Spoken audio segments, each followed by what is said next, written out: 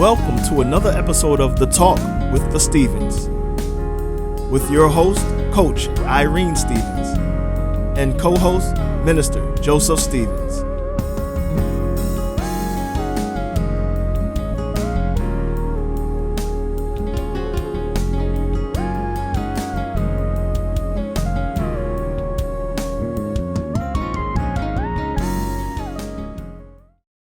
Good evening, everybody. Good evening. Happy Friday to you. Yes. Hopefully everybody had a wonderful Mother's Day weekend. So it is us again. Let's talk the Stevens with Minister Joe Stevens and Coach Irene. And we are here with another topic. All right. The topic for tonight is don't snooze on your Ruth or your Boaz. Again, it's don't snooze on your Ruth or your Boaz. And this is video 29. That's a good one. You think this is a good one? All right. We're going to see. All right. So let's go. All right. So to miss out or to snooze on your Ruth or Boaz simply means to avoid settling for less than a godly, honorable partner, often described as a respectful provider, because you are too busy chasing or settling for someone who doesn't value you. Focusing on personal character and spiritual growth, that's being a booth. That's being a Ruth. So that when the right partner, which would be a Boaz, appears, you are prepared and not distracted by lesser relationships. While not settling for less, focus on your own growth. So while you're in wait mode, you got to focus on your own growth. You got to trust in God's timing and be a woman of virtue for the Ruths, or a Boaz who will find his Ruth. Right? So this phrase actually emphasizes that rather than searching for a Boaz, one should become a Ruth to attract a godly relationship. So again, don't snooze on your Ruth or your Boaz. In modern day terms, or modern day dating and relationships, that's what, the phrase that is being used nowadays, and is rooted in the biblical story of Ruth, which urges people not to overlook, not to take for granted, or fail to act on a potentially ideal partner. It means to be productive and appreciative when a person of high character, loyalty, and promise, which is a Ruth or a Boaz, enters your life, rather than ignoring them or wasting time. So, in short, don't snooze on your Ruth or your Boaz means wake up and recognize a high valued partner who is designed to bring blessing and growth into your life, and treat them with the urgency and respect they deserve. And all the while you're waiting and you're working on yourself, your self-growth, you have to have patience. And you need to trust that God is working behind the scenes on your behalf. After you've done all you're working on yourself and you've grown, you get your Ruth or you get your Boaz. Oftentimes, I know, just speaking from a woman, and from my past relationships, I can't say that I waited on my Boaz. I did what Irene wanted to do, and they turned out not to be Boazes. Well, maybe they did turn out to be Boazes. Oh, Lord. Okay, I'm just saying. And of course, I needed to work on my own growth, right? So I can't blame the other party for everything. I had some growing to do as well. Yeah. What about you? No, I'm all good. But anyway, But often no. You want me to get into it? No. Because you weren't my Boaz at first either. I am now. No. So oftentimes we us as men, we're looking for our Ruth, and we haven't become Boaz yet. Boaz is for Ruth, and Ruth is for Boaz. Yes. So oftentimes we're looking for Ruth, and we haven't become the Boaz that we're supposed to become. And oftentimes, Ruth is waiting on Boaz, and you haven't become the Ruth that you are supposed to become yet. We often have much higher standards for others than we have for ourselves. We often lower the bar for ourselves because it takes work to work on oneself. It takes time and dedication to yourself to work on the inner and outer you. We often want to be in the position where we can critique and judge and take note on everyone else, and we're not doing the same for ourselves. We often comment on, well, he or she need to fix this, or he or she need to be like this. Well, what about you? What are the things in your life? What are the things about you that can be better, that need to be corrected? So we need to, oftentimes, men work on becoming the Boaz you're supposed to be, and women work on becoming the Ruth you're supposed to be. So you're saying there's women and they're looking for all these high qualities in the men, but they haven't worked on themselves first to even deserve the high quality man. Right. And vice versa. Men are looking for these high qualities in these women, and they some scuttle bucket somewhere. I don't know what that is, but yeah, that's me. Throw it out there. Okay. I like that. Have you ever been in that position where we're looking for your Ruth, but you hadn't become the Boaz, or you were a Boaz and you were looking for your Ruth? So I can honestly say that I don't think I've been that guy. I don't think I've been in that position. Which one? Where I'm looking for Ruth and I haven't become the Boaz yet. Because I always, the things I look at, so I critique someone else about, I always try to bring it back to myself. What can because I always realize that I'm human and imperfect. A lot of people don't realize that. They just realize those attributes in other people. Well, you're also human and also not perfect either. So, make that judgment equal and parallel. Make it equal on both sides. Well, this person needs to fix, this, that, and the third. Well, I also need to fix, this, that, and the third about myself. And that does keep you humble, because it stops you if you realize that you're not perfect, then you won't go out looking for perfection. So you never look for a Ruth? No. Well, I wouldn't say that, because I didn't have standards. I wasn't looking for standards that I wasn't upholding. I'll put it like that. So you were out there, so you didn't mind if your partner or your wife to be was out there. Correct. Correct. Yeah.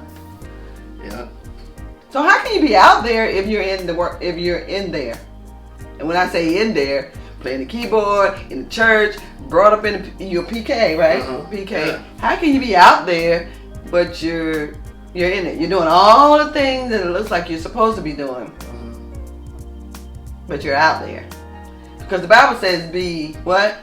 In the world, but not of the world." But not of the world. So that's always a goal. You're not just born being in the world but not of the world. This is still flesh. That's a daily battle that your spirit man and your flesh man is always going to have. Even when you're not out in the world, there's something on the inside of you, or on the outside of you, that desires to do some things that pleasures the flesh and not the spirit. So it's always an internal battle. No matter how holy you are, how long you've been in the church. How holy you are, how long you've been in the church. Yeah. It doesn't matter. It don't matter. So are you think you're a Boaz now? You tell me. I'm asking you what you think. Do you think you're a Boaz? I think I'm grown. You think you're grown? He grown can't even say he thinks he's Boaz because you're humble. Is that why? Yes. I think you're Boaz and you had to grow. You did. And I always felt like I've been a Ruth. Baby Ruth. Nut. Crazy. He said a baby Ruth and he put nut on the end. So I can't be a nut, okay? I can't be a nut. And it doesn't mean that a Ruth cannot be a nut, because nuts are funny. Nuts are happy-go-lucky. Nuts are just, yeah. He called me a nut. Baby Ruth. Baby Ruth. Not the big Ruth in here, but a baby Ruth. Okay. Alright. I'll take that. But now when I get off this live, it's gonna be a whole different story. But yeah, and I don't say that to say that I was perfect either, but my mom raised me a certain way, and I'm sure your mom and dad raised you a certain way too. I didn't steer far from what my mom taught me. She taught me to respect people. My mom did everything for me and my brother. And I just grew up doing that. Did I have some sharp ways? Yeah, those type of things I could work on.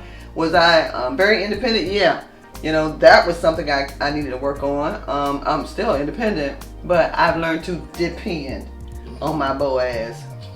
Boaz. Okay. You trying to cuss on this? I'm not trying to cuss. I'm using Boaz. I just broke it up. Boaz. Okay. Alright, so let's get back. You ready to get back? Mm-hmm. Alright, you asked me when this is going to be long. It's not going to be long as you don't call me a baby Ruth anymore and say I'm a nut. Uh-huh. Alright, so the story of Ruth and Boaz, found in the biblical book of Ruth. They don't have a biblical book of Boaz, okay? So it's in Ruth. Is a narrative of loyalty, redemption, and faithfulness.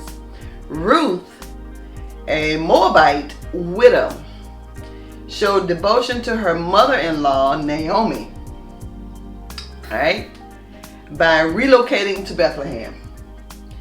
There she met Boaz, that was his name, who was a wealthy relative. A relative, y'all. I don't have nothing else to say about that, but I just read it. A wealthy relative who acted as a kinsman and a redeemer. Marrying Ruth, and providing for her, ultimately leading to their inclusion in the lineage of King David and Jesus. All right. Key aspects of that narrative. The meeting. Ruth in Ruth 2. Ruth began gleaning in the fields to support herself and Naomi. She happened upon the field of Boaz, a kinsman of her deceased husband. Boaz treated her with kindness. We all women, we always looking for a man to treat us with kindness, ensuring her safety. We want a man who makes us feel safe, and providing extra grain because of her reputation for loyalty to Naomi. So if somebody provides us with something extra, like getting our hair done or our nails done, or taking us out to dinner, not like Netflix and a movie at your place. Netflix and chill. Oh, Netflix and chill at your place. Not like that. We're always looking for those characteristics and those attributes in a man. So they got married, right? So the kinsman / redeemer in Ruth 3-4, Naomi encouraged Ruth to seek marriage with Boaz to secure their future, right? Not just a wham bam thank you ma'am or wham bam thank you sir, but to secure their future. to seek marriage. Following custom, Ruth asked Boaz to be their kinsman or redeemer. Boaz, acknowledging his duty, legally acquired the property of Naomi's deceased husband and married Ruth. The significance and lineage. Boaz and Ruth had a son named Obed, O-B-E-D, who was the father of Jesse and the grandfather of King David. Ruth is one of the few women listed in the genealogy of Jesus in Matthew 1, verse 5. So the themes here, the story highlights God's providence working through ordinary faithfulness, the inclusion of foreigners, which was the Moabites, in God's plan, and the concept of redemption. You want to say anything about Ruth and Boaz and their lineage and how they met, and you want to say anything about all that? That was pretty self-explanatory. It was pretty self-explanatory. Yeah. I thought you wanted to add, she's not a baby Ruth, but a big Ruth. Yeah. Was she a nut for wanting him? No. Okay. Y'all already know this is later on. Whatever. Read on. All right. So what exactly does Ruth mean? Your Ruth. In the context, a Ruth represents a woman of exceptional character, loyalty, and virtue. Loyal and hardworking, Ruth was known as a virtuous woman who worked hard gleaning in the fields to take care of her mother-in-law, Naomi. She was committed and faithful. So she is seen as one who shows loyal, loving kindness. She was also proactive. She did not just sit and wait. She took the initiative to change her circumstances. That's a Ruth. Those are some good attributes. Those are good attributes. Are you a Ruth? So it says she worked hard. Yep. She was loyal. Yep. Committed. Mm-hmm. There's one more. Let's take that. Takes initiative. Okay, takes initiative. Kind, generous. Generous. Those are attributes of a Ruth. Attributes that are missing and some of the women of today. Mm-hmm. Those that are still, searching for a Boaz, she worked hard. I don't know what's going on with the dating scene right now, but some of these women, I'm talking to some of my coworkers or friends. Some of these women, they don't want to work. They're not dedicated. They're not sincere or caring. They just want, and that's it. Yeah. So so Boaz saw those attributes, saw those things in Ruth to help him make his decision to pursue her. What are you showing to make your Boaz want to pursue you? And Boaz, he acquired Naomi's husband's property. I mean, he was working. He had enough investments, enough finances to be able to do that, and to be able to provide for Ruth. Mm-hmm. Men, are we working, or are we out here today trying to be famous on social media, thinking that's going to get it one day if you get enough views or likes, this, that, and the third? It seems like some in the male community that working hard is almost a thing of the past. Mm. Everybody's not going to be a IT specialist. Everyone's not going to, get famous on TikTok. Everyone's not going to be a famous athlete, artist, or even entrepreneur. Not everyone. Those are some good things to pursue, but some of us just got to work hard. Mm-hmm. And that's how we end up providing for our families, our loved ones. Can you say you possess those same attributes as Boaz? Mm. And I stuck some of Boaz's attributes up here with her. By mistake. But still they're good ones. So again, Ruth, loyal, hardworking, committed, faithful, and proactive. All right, so what is Boaz? He said a lot of it. Boaz represents a man of integrity, provision, and honor. Honorable protector. Boaz was a mighty man of wealth. He bought that land, didn't he? Who acted as a kinsman redeemer, providing protection and security for a woman who was a foreign widow. Kind and generous. He noticed Ruth's character and went beyond his legal obligations to care for her. And he took initiative. I think I threw that one up in her, but he took initiative. Boaz acted quickly to establish a covenant relationship, marriage, right? That's important. I mean, I know we didn't do it early. So I didn't want to get married. And neither did he. For real. But, men, don't have that woman waiting forever. Women, don't have that man waiting forever. What do you think about that? Expound a little bit. You know what I mean by waiting forever? Like if you know you love this person and you found your Ruth.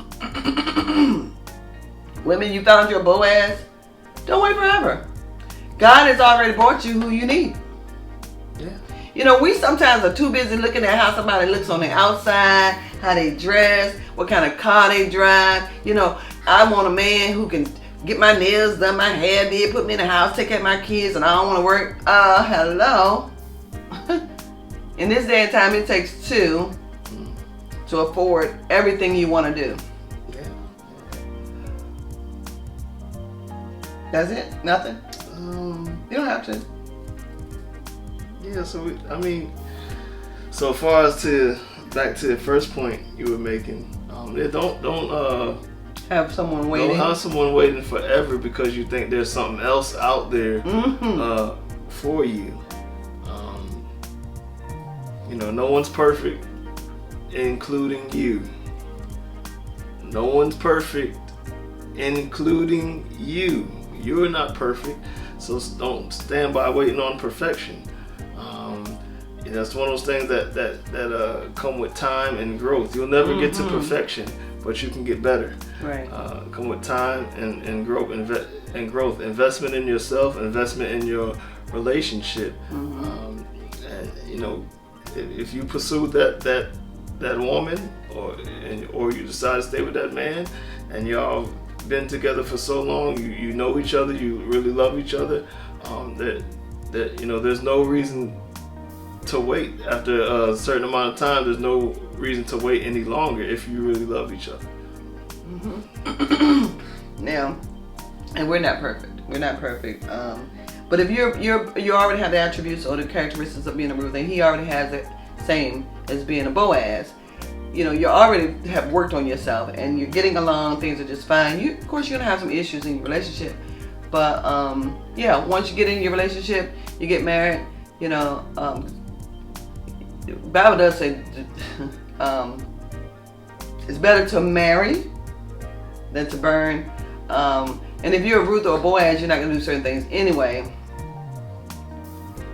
But what I'm trying to say is, once you get together and once you're married, things are only going to get better because you've already previously worked on yourself. You know. So what does snoozing mean? To snooze on them means to be oblivious to their value. Right? You have your Boaz or your Ruth right in front of you and you act like you just don't even value them.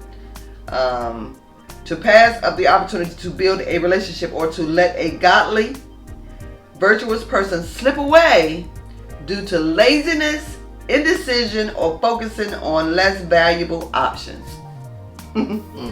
Less valuable options. That's funny right there. So what's a less valuable option? A less valuable option could be a woman who does not value you. A woman who you want to say something about, maybe how she dresses or how she acts, how her attitude is, but you don't, you know, because she may bring some other stuff that you like so much. Yeah. That's a less valuable option if you're really looking for your Ruth. If you're looking for a virtuous woman, If you're looking for somebody who's going to value you, who's going to love you, who's going to, dress herself like she cares about herself and like she respects you. And I'm not saying, as I've said on the videos, can't tell you what to wear. That's on you. But some things don't need to be seen.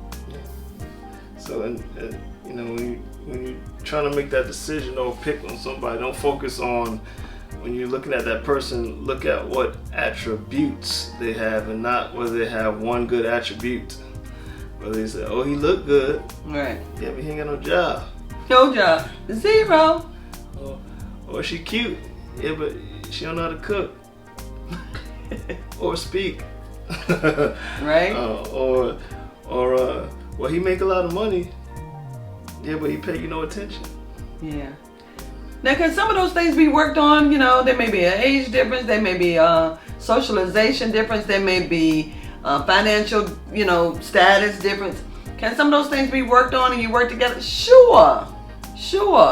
But you got to be sure that you're sure. And God will let you know that. He will definitely let you know that. And chivalry isn't dead, by the way. All right, some key, the last thing, and then we're done. Key implications of the phrase. Recognize character over convenience. Recognize character over convenience. The whole story about Ruth and Boaz, the story emphasizes that the true value lies in the character and faithfulness, not just material gain. Do not misuse God's timing. While the story is about trusting God's providence, it also highlights taking action when the opportunity arises, as Naomi and Ruth did. The opportunity, Boaz came around. Naomi said, look, girl. And Ruth said, okay. And boom, bam. Boom, bam. Boom, bam. Value the Redeemer opportunity. So value the Redeemer opportunity. Boaz is often seen as a type of kinsman redeemer, a prototype of Christ, making this phrase a reminder to appreciate a partner who brings stability, redemption, and healing to your life. What do you think? That was a good one. That was a good one. All right. You got anything else to add? I know. Yeah, good. All right. Well, that is it. Yes. Again, don't snooze on your Ruth or your Boaz. And while you are working on yourself, trust God and know that when God brings you your Ruth or your Boaz, and not you bringing you your Ruth or your Boaz because of certain things you want, then you got the right one. So again, this is video 29 with Let's Talk the Stevens. We thank you. We hope you'll have a wonderful weekend. Yes. All right. God bless.